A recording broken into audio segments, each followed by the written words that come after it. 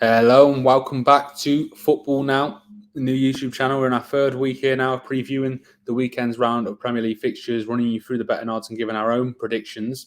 As you can tell by the title, this will focus on Jurgen Klopp's visit to Tottenham, to Tottenham Hotspur, 5:30 on Sky Sports, I believe, on Saturday. Before I get into the game, like I said, you can see it on screen, the competition. You're probably well aware now if you've seen our other videos that we've got going on here at Football Now. Once we hit that 100 subscriber mark, we will be giving away a football shirt of the winner's choice. There'll be one winner pulled out of the comment sections, not on just this video, but all the other videos we'll be doing until we hit 100 subscribers. One lucky winner will be pulled out to win a football shirt of their own choice. You can see our Twitter handle there as well at the bottom of the screen, at @FootballNowUK_. Follow over there. That's where the announcement will come once we get to 100 subscribers. We're just past the halfway point now. So like I said, if you hit subscribe, we're one more closer to giving away that football shirt to one lucky winner. Good luck to everyone who gets involved. The more involved you are, the more likely you are to be pulled out as the winner. Connor, like I've said there, Tottenham, your favourite team, hosting Liverpool this weekend. He looks offended at that. I had to get... Just trying to see who you're talking about. You ain't talking about me. Do you want to run us through the betting odds? I think it's a difficult game to predict, actually. Liverpool are going off favourites, just above evens. I don't know whether that's enough value, to be honest. I mean, Liverpool, they've been fantastic this season, but Tottenham have played very well also. Just over even at the Tottenham Hotspur Stadium, I'm not sure there's a lot of value in that. I think one thing that we are almost certainly going to get is goals. I think if you look at Liverpool's sort of past five, well, so actually, let's just get them up now. Liverpool 3-1, 3-1, 3-1, 3-1, 3-0. It's just been incredible. So I'd be absolutely shocked if we don't get goals in. And actually, if you're looking at a standalone bet based on that, maybe you want to do Liverpool and both teams to score, because I think Liverpool have gone 1-0 down at half-time in the past 3 or 4 games and then have ended up winning. But last time out, Arsenal, Tottenham, obviously another huge game for Tottenham last time out, North London derby at the Emirates. I thought they played I thought they played quite well. I don't think Arsenal were at the best, but I thought they played well. I mean, let's have it right. Not a lot of teams nowadays do come to the Emirates and get anything for it.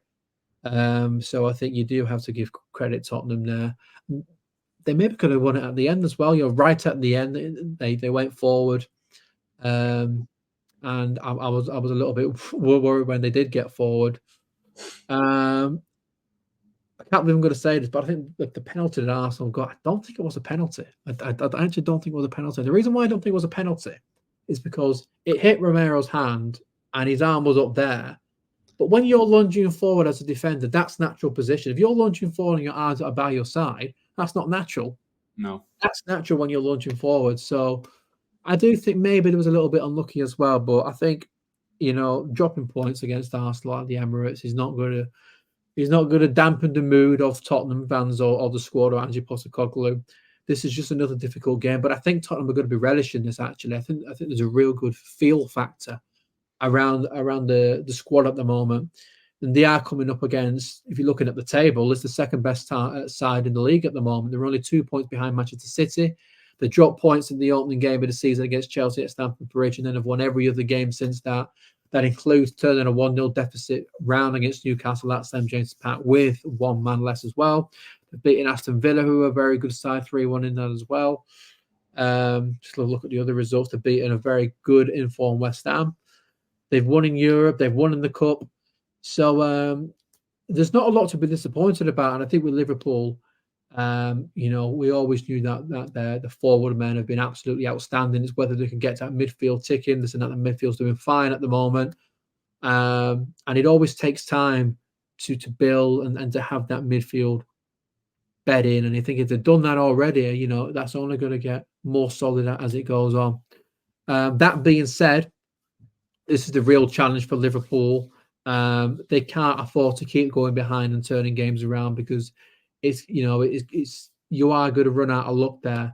And I think this is the game where if you fall behind to Tottenham away from home, it's going to be difficult to turn that around into a win. So I think if I'm building an ACCA and I want a lot of value in that ACCA, I don't like putting draws in an ACCA, so maybe I'd stay away from that. But I think a tenner on a draw there, get just over £30 profit. I think that's looking quite good. I think there'll be goals, but I think it's hard to split these two.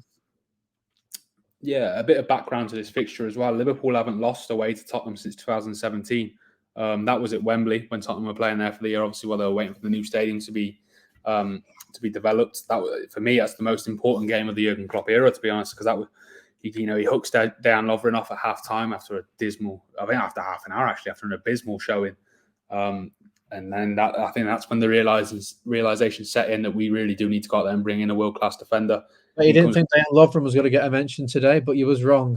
There you go. Dejan Lovren, I've managed to grab him in there somewhere. But yeah, in comes Virgil van Dijk and the rest is history. But that's not the same. This isn't the same Tottenham side. I think it's fair to say is the ones that we faced over the last couple of years. It's a real good feeling there right now under Postecoglou, who's a very likable man. I think he used to be a Liverpool fan as a child, actually. Yeah, Liverpool right now. You've mentioned the midfield. Szoboszlai in particular just really came in and he just set the world alight. An incredible goal last night at Anfield to turn the game around against Leicester in the cup. Liverpool eventually, of course, winning out 3-1. Winners as they have in their last 4 games, 1-0 down at half-time in all of them. And, I think they've really shown to be late starters this season, the second half side.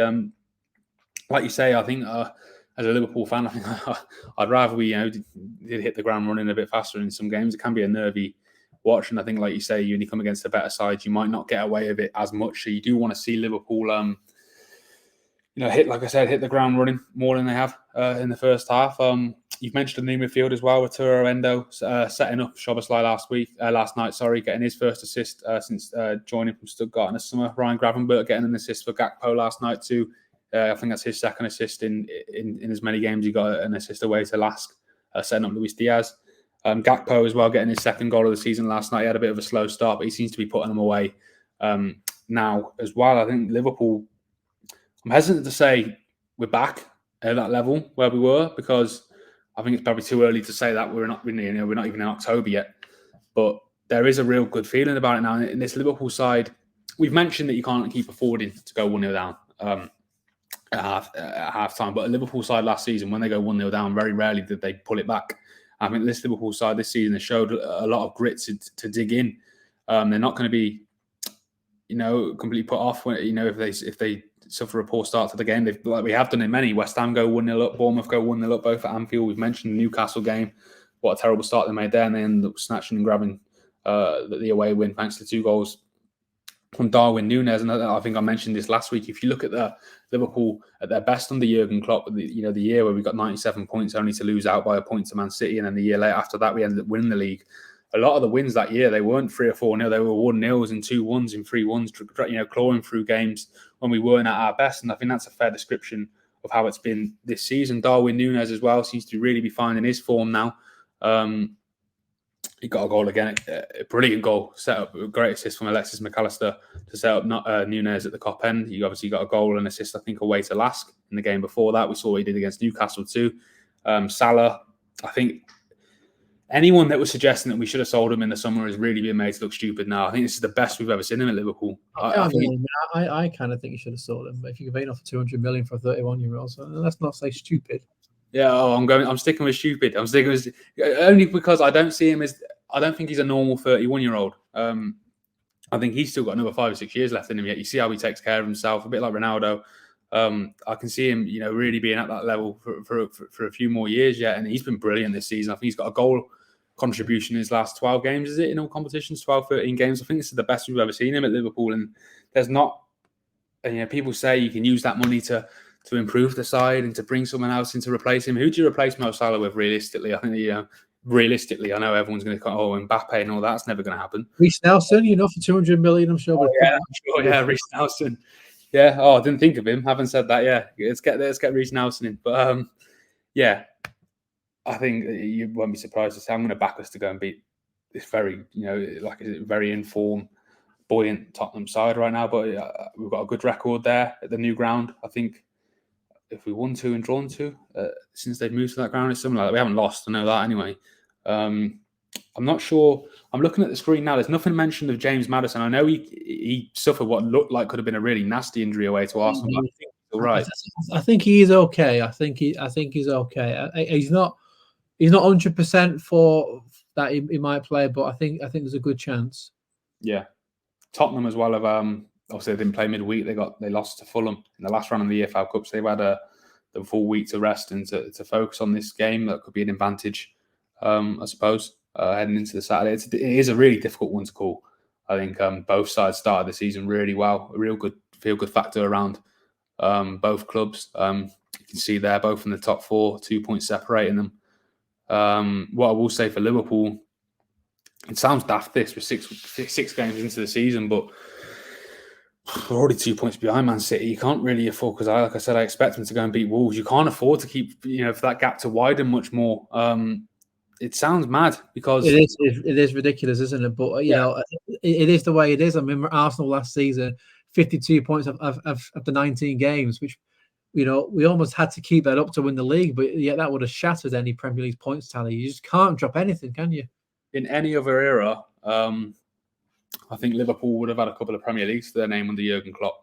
Obviously, losing out by a point on 2 occasions, but the City side are just ridiculous. Yeah, I think they're the best club side we've ever seen. I just don't see how you can argue against that. Of Arsenal, of course. Really, yeah. Of course. Sorry, we'll leave that argument for another day. But Connor, what we see the odds there at the bottom of the screen. Do you want to give your prediction? Yeah, it's a tough one. I think it should be a really exciting game. I think Liverpool, even though they have been going 1-0 behind, it is only 1-0. Because of that, they have got the second best defensive record in the league after Manchester City. It is just that sort of lapse in concentration, maybe at the start of games, slowly getting into them. Tottenham as well. Tottenham as well. Obviously, they've lost Harry Kane now. He's in the red and white of Bayern Munich, back in red and white. But I think there's going to be goals. I think there's going to be goals galore. I'm going to go with 3 Tottenham, 3 Liverpool, 3-3. 3-3.